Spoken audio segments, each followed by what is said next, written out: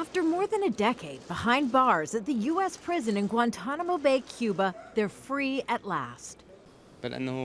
All I can say is that animals were getting better treatment than us, especially in the early phase when Bush was in charge. When Obama took over, the situation was sort of better. Not fully better, but sort of. The U.S. released 4 Yemeni men on Thursday, landing at Riyadh's international airport with some relatives waiting. But there are still dozens of detainees left behind. Closing Guantanamo Bay prison was a campaign promise Barack Obama failed to deliver.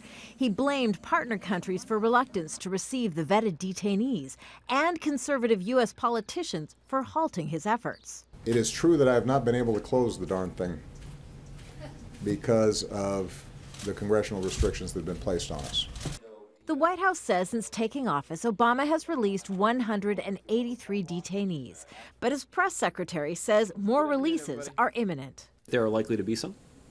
And whenever those transfers take place, once they have been completed, we announce them publicly. And that will continue to be our approach through January 20th.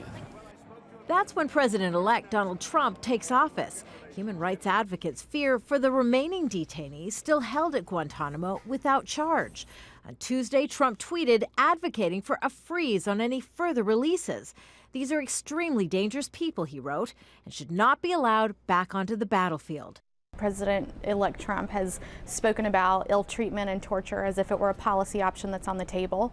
He's also talked about wanting to add to the population at Guantanamo. That's why human rights advocates say the latest release of detainees is bittersweet. They're celebrating the news, but fear for the future of those who remain behind bars. Kimberly, Halkett, Al Jazeera, Washington.